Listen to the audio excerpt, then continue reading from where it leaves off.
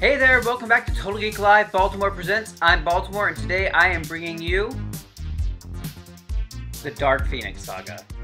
I absolutely love this. This is so fantastic. There's such a great storytelling from Chris Claremont and John Bryan. Amazing work here. Basically, probably the most, the best X-Men story ever. I think you can honestly say. I have this trade for very, very many years. It's one of the original dressings. This is Bill Sienkiewicz's art, which is amazing. Love it. Dark Phoenix Saga is incredible. It's one of the premier X-Men stories. You know, if you want to boil down the X-Men's history and their storylines, this would be, you know, one of the top ones to, you know, include always. So this takes place, well, basically in X-Men 101, Jean Grey, in order to protect the X-Men from re-entry into Earth's atmosphere, she's bombarded with cosmic rays, and what we find out later is that she ends up dying, sacrificing herself to save them with her powers. But what actually happens is the Phoenix Force takes over for her and protects her and gives her great advancements in power, psionic energy, all these things that are just, you know, beyond the limits of her mutant powers. So she becomes the Phoenix, and she kind of stays with the X-Men for a little bit, then she kind of goes on her own and comes back again. But it's really, really fascinating to see her kind of progression from Marvel Girl in X-Men #1, where she's just kind of telekinetic, very, very low level. And then, of course, you find out later that, you know, Xavier had met with her before and put in these psychic breakers into her head so that she wouldn't be using the powers. It was too much for her. She was overwhelmed. She would be able to get the powers when she was ready for them to kind of explore and grow and develop with her. But the Phoenix Force, you know, went from like level 1 to like 11 with her, and she was super duper powerful. And in this storyline, which takes place, the Dark Phoenix Saga, is roughly the collection of 129 through 138, and it's really, really fascinating. This story, because you see the seduction of Jean Grey, you see her dark transformation into the Phoenix, Dark Phoenix, and it's just a really beautiful, emotional story of basically, you know, the heart of the X-Men. You know, X-Men don't die. And this kind of, you know, turned that onto its head. And it was such a brilliant, beautiful storyline. This takes place just right after the Proteus Saga, and they're in Muir Island, and they come back to the States, and they're being pursued by the Hellfire Club. And Mastermind, who's one of the oldest X-Men villains, has been gently, a little bit out of a time, manipulating Jean Grey, knowing that she has this Phoenix Force power. He's trying to manipulate her and gain his own entry into the Hellfire Club. So he's kind of, that's his angle in this. And we see that this is kind of manipulating her, and she's very confused about what is actually going on. And, you know, the question here is it Jean Grey, or is it the Phoenix Force? Or something in between, you know? And the X-Men at this point, all they know is that it's Jean Grey. And, you know, we can talk about the other stuff, but let's just talk about Jean Grey in the Dark Phoenix Saga. So the X-Men come back together. They get a alert that there's a new mutant energy signature outside of Chicago, Illinois, and it turns out to be Kitty Pryde. And the X-Men go there to find out what's going on with her. You know, where her energy is, what's happening, and that's actually Storm, Wolverine, and Colossus go over there, and Jean and Cyclops go check out another mutant, Nightcrawler, check out another mutant energy signature in New York, and it turns out to be the Dazzler, one of my favorite characters. So this saga has the debut of two of my favorite characters, Dazzler and Kitty Pryde, very, very important characters for the X-Men universe. And it's really fascinating to see that how it kind of all came about. It was kind of interesting, kind of hodgepodge in this whole storyline. And you see Phoenix getting a little more confused, a little more um, uh, on edge by Mastermind's controls, and the Hellfire Club, led by the Inner Circle, which is Sebastian Shaw, Emma Frost, Donald Pierce, and Harry Leland. They are going forth and trying to stop the X-Men, and they end up capturing the X-Men that were in Chicago with Kitty Pryde, who helps them escape. But it was really fascinating to see that whole kind of thing emerge and that kind of storyline kind of developing, because it's really kind of cool. Kitty Pryde's first, experience with the X-Men is really kind of fascinating, and sets the tone for new characters that come into the X-Men for generations next, which is kind of really cool. So the X-Men are saved. They're able to get out of the force, out of the trap that Emma Frost has set for them in Chicago, and Kitty Pryde has decided she will accept membership into the Xavier School. Very cool. But back in the X-Men, back in New York, they've decided that they are trying to figure out what's going on with Jean. They know something is up, something is different, they're off with her, and they go to the Hellfire Club to find out what's going on, and lo and behold, she is being confused and possessed, and all these sorts of conflicting memories of maybe her former life as Lady Grey, who's in love with Jason Weingard, who is Mastermind's alternate persona in the Hellfire Club. And so she's confused, but his machinations allow for the Phoenix Force to be completely upended and take control. And there's some really super great panels. You have one with Wolverine down in the sewers, which is so iconic and classic. Him looking back up, and it's really, really amazing. I'll show that one.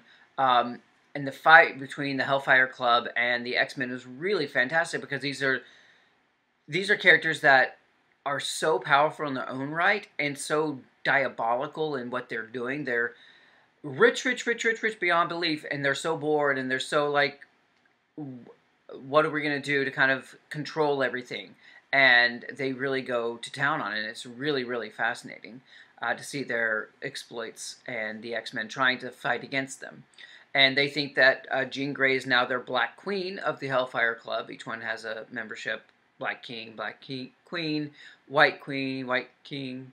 So it's really kind of interesting to see how they all come together, fight against the X-Men, and try to trap this untrappable force of nature, this Phoenix Force, which does not do well with that. And she rises up, she explodes out of there, and decides she's, overwhelmed with human emotions. She can't really quite process all of it, and she escapes out of the solar system, and as she has escaped, she becomes very tired, and she feeds on a star in the Dabari system. And what ends up happening, she consumes that star, causing a supernova and killing an entire civilization that has, on the inhabited planet of that solar system. So she's committed genocide. And of course the Shi'ar notice this, and they come to, find out what's going on, and she attacks them as well on her way back to Earth. And she comes back to Earth, she visits her parents up in upstate New York, and it's really, really fascinating. She's this child of light and darkness. She's this star child, this cosmic being, but she has all these human emotions that she's never felt before, and she doesn't know how to feel about it. She is at one moment tender, and at the next moment, completely off. And the X-Men fight her. Beast has come back to help join them and try to figure out what's going on. Angel has come back as well. And they're all trying to figure out what is happening to Jean. And Beast and Xavier get into a big fight with her. Charles has put in Charles has put in psychic circuit breakers.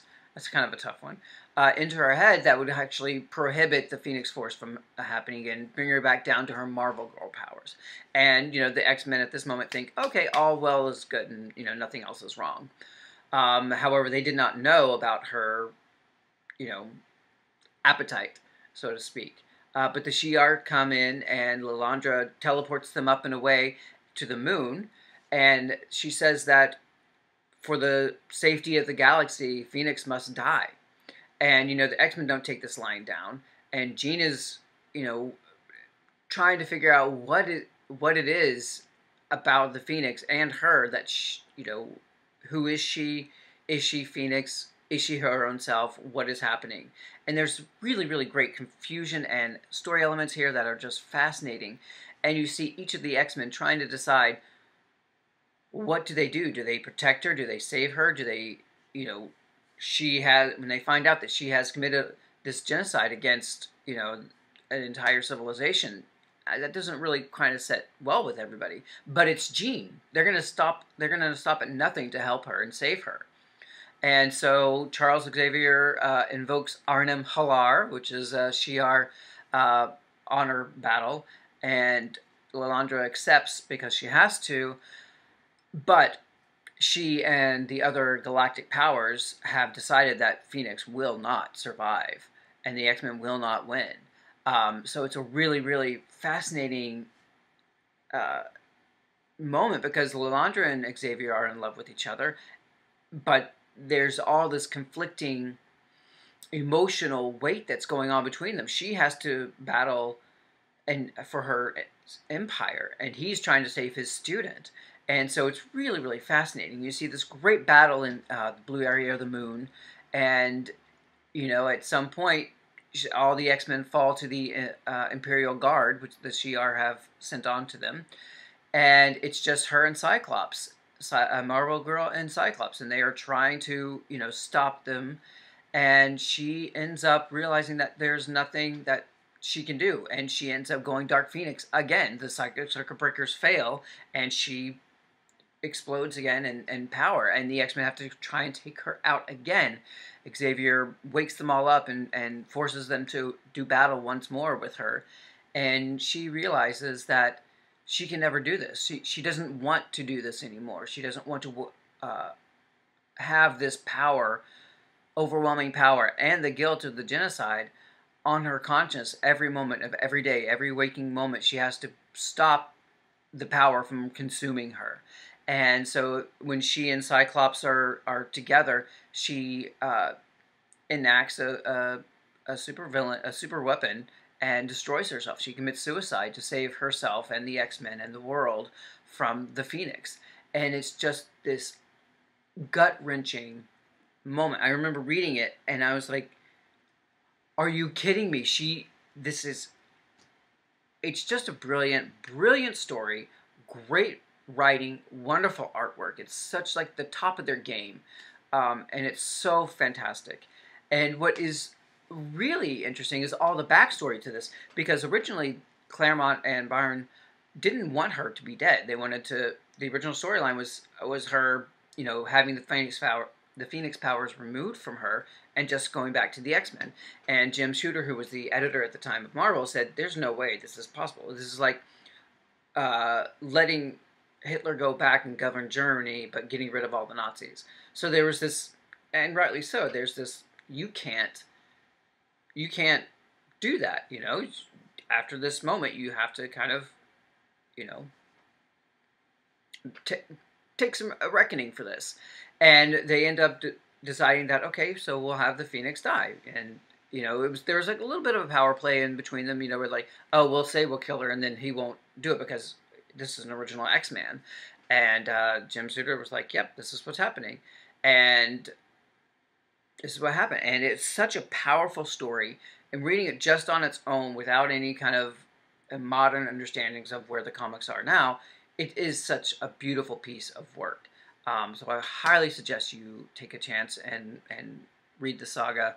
It's so beautiful, so amazing. You're going to enjoy it. And, they've adapted this a few times. X3 was sort of a watered-down Dark Phoenix Saga, sadly. There is I guess, a movie coming out, Dark Phoenix. I don't know if that's going to hold up any water. But probably the best adaptation so far is in the X-Men animated series. And because they dedicated, I think, almost, I don't know, like 20 episodes to it, you saw the rise of Phoenix and you saw the demise of Phoenix. And it had the weight. It had the moments to kind of like figure out how serious this was, how conflicted she was, and what it meant to everybody there. So, X-Men Animated Series has Dark Phoenix Saga. That's the one you should watch if you wanted to watch something. Read this if you want the actual work. But it's fantastic. I love Dark Phoenix Saga. It's such a great work, great character work on this. And all these characters are just so well beloved and real and fully developed that it's a treat to read it. So let me know what you think about the Dark Phoenix Saga. Have you read it? What's your favorite part of it? Maybe your favorite issue? What's your favorite panel from it? Just let me know. So like, subscribe, and share. And as always, it's all geek to us.